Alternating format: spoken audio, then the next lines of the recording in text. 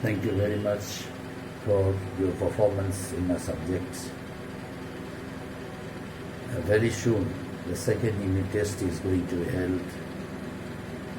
The date will be communicated to you through Temo. And the syllabus of the second unit test I shall send you through Temo very soon. Today, I shall introduce you a lesson of civics. And today onwards, the lessons which I shall teach you, that will be a part of your second unit test. You have to study this much lesson. Today's lesson is the Union Executive. The Union Executive. You know, the main organ of the government is Union Legislature. The Union Legislature consists of the President, the Vice President, the Prime Minister, and the Council of Ministers.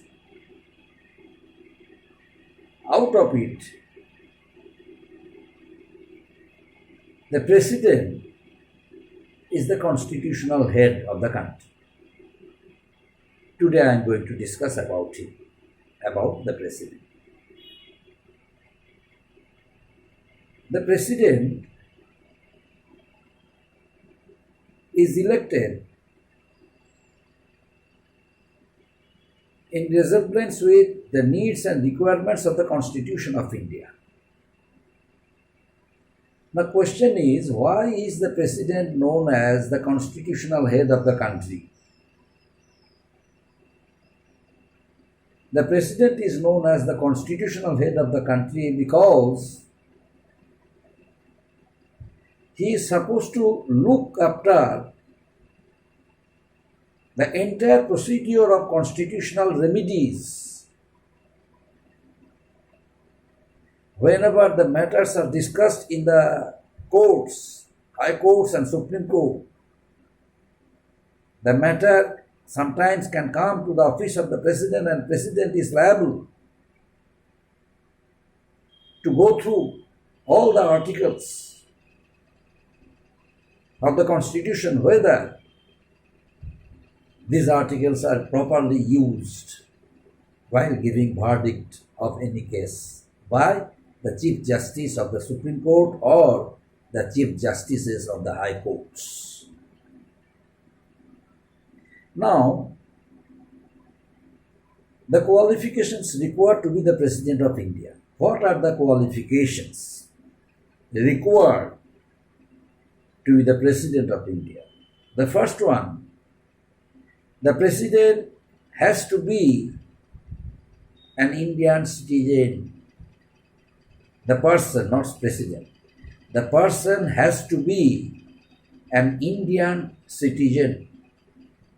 The person will not have any income from any government level or any private sector.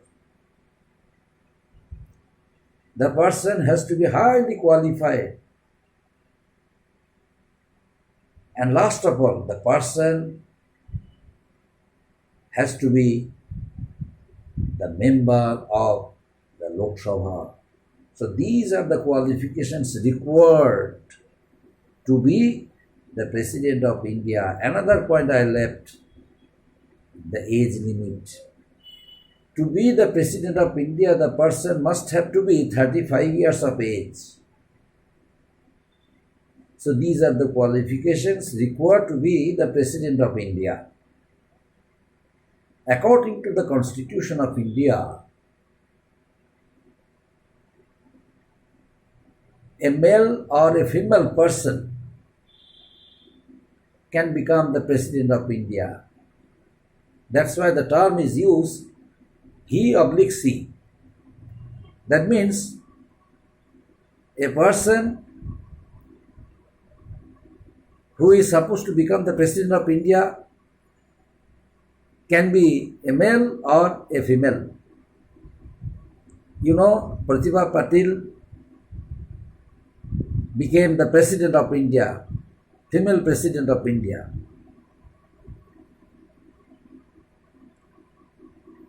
Anyway, now election. How is the President elected? The President is elected indirectly, not directly. Now, who is elected directly? The Prime Minister, the ministers, the Member of Parliament, the Member of Legislative Assembly. They are elected directly. By whom? By the votes of the people of India. But the President, in the presidential election, the people of India do not take part. Now, how is the President elected? The President is elected by the Electoral College.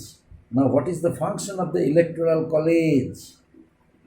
The Electoral College is formed with the help of the Member of Parliament, with the help of the members of the Legislative Assembly.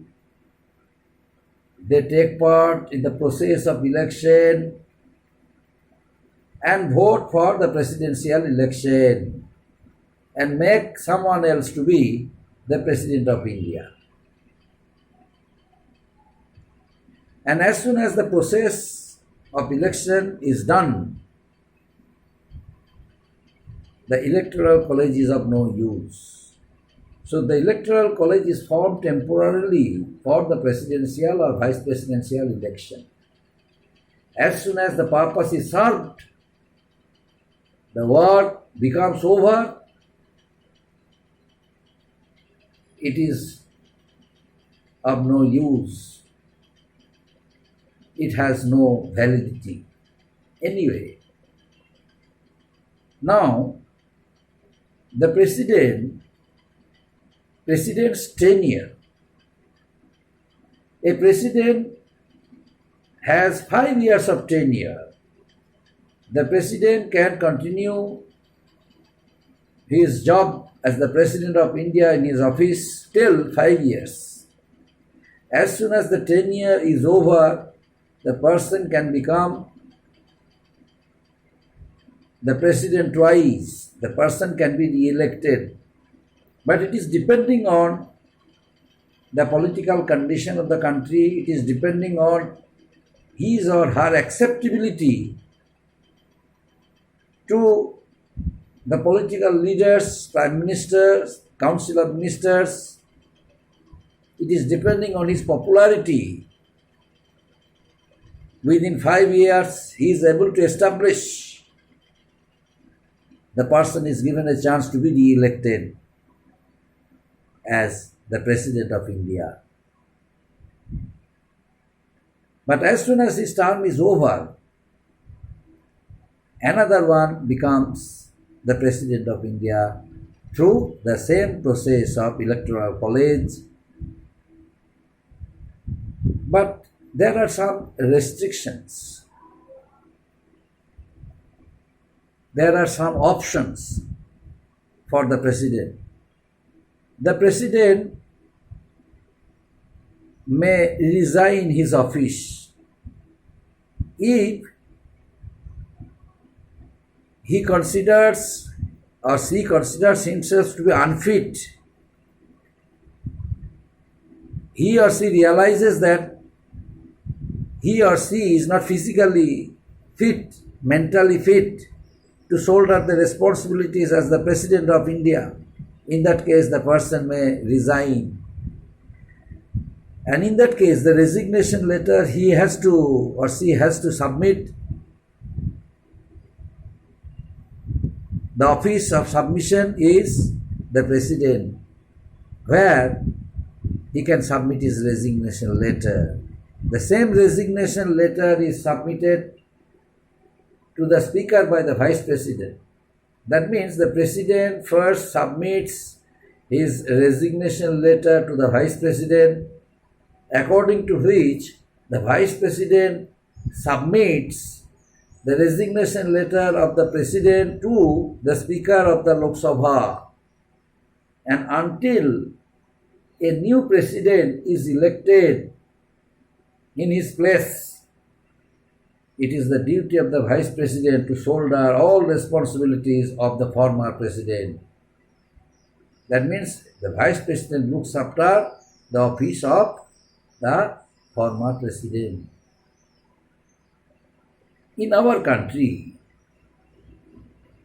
the Constitution has guaranteed many articles for the growth and development of the country and country's people.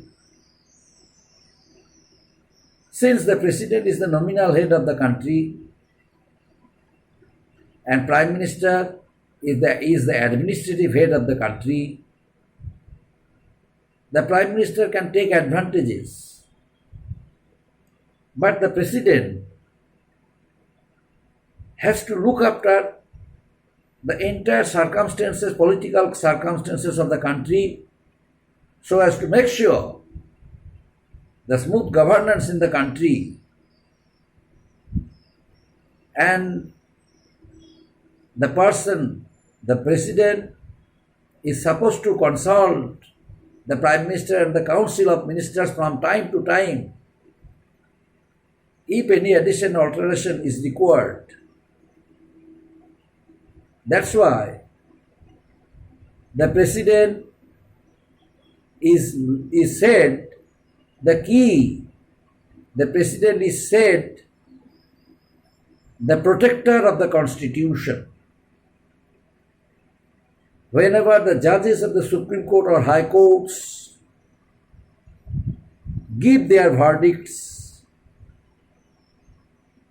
the person or the accused, if he or she consider it to be wrong, the person can appeal to the office of the President, and in that case the President can suggest the judges of the Supreme Court and High Courts to reopen the case.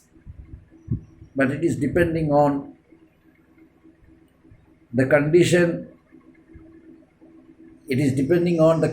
and nature of the case, whether the person would be given any concession, any judicial concession. It is depending on the court. But up to this, thank you, my dear.